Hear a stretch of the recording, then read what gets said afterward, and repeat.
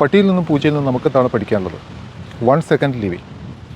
ഇനി പറയുന്ന കാര്യങ്ങൾ ശ്രദ്ധിച്ച് കേൾക്കുക. മിക്കവാറും നിങ്ങളുടെ എല്ലാ പ്രശ്നങ്ങൾക്കുള്ള പരിഹാരം ഇതിലുണ്ടാവും. നമ്മൾ ജീവിക്കുമ്പോൾ നമ്മൾ ഈ ഒരു നിമിഷത്തിലാണോ ജീവിക്കുന്നത്? ടിക് ടിക് ടിക് ടിക് എന്ന് പോകുന്ന ഈ ഒരു നിമിഷത്തിലല്ലേ നമുക്ക് ജീവിതമുള്ളൂ. അടുത്ത സെക്കൻഡ് നമുക്ക് കിട്ടിയിട്ടില്ല, കഴിഞ്ഞ സെക്കൻഡ് നമുക്ക് കഴിഞ്ഞു പോവുകയും ചെയ്തു. രണ്ടിൻ്റെ മുകളിലും നമുക്ക് കൺട്രോളൊന്നുമില്ല. നമുക്ക് ജീവിക്കാൻ കഴിയുന്ന സെക്കൻഡ് അല്ലെങ്കിൽ നിമിഷങ്ങൾ എന്ന് പറയുന്നത് ഇത് മാത്രമാണ്. ടിക് ടിക് ടിക്. ഇങ്ങനെ ജീവിക്കുന്നവരാണ് പട്ടികളും പൂച്ചകളും. അവർക്ക് ഭാവിയെപ്പറ്റി വ്യാകുലതകളില്ല, അതുപോലെ തന്നെ കഴിഞ്ഞ പോയ കാര്യങ്ങളെപ്പറ്റി ആകാംക്ഷയുമില്ല. ഫോർ എക്സാമ്പിൾ, നിങ്ങളൊരു പഠിക്കുന്ന വിദ്യാർത്ഥിയാണെങ്കിൽ നിങ്ങൾ പഠിക്കേണ്ട സമയത്ത് 1 സെക്കൻഡിൽ നിന്നുകൊണ്ട് പഠിക്കുകയാണെങ്കിൽ, ചിന്തകൾ മുന്നോട്ടും പിന്നോട്ട് പോകാതെ പഠിക്കുകയാണെങ്കിൽ നിങ്ങൾക്കത് നന്നായിട്ട് ഉൾക്കൊള്ളാൻ കഴിയും.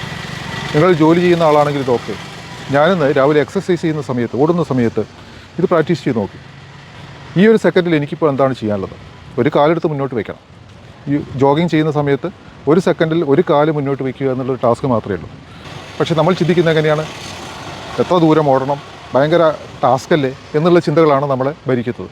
ഒരിക്കലും അത് യാഥാർത്ഥ്യമല്ല. കാരണം 1 സെക്കൻഡിൽ ചെറിയ കാര്യങ്ങളെ നമുക്ക് ചെയ്യാനുള്ളൂ. ഇപ്പോൾ മുകേഷ് അംബാനി ആയാലും യൂസഫ് അലി ആയാലും ഈ സെക്കൻഡിൽ എന്താണ് ചെയ്യുന്നുണ്ടാവുക?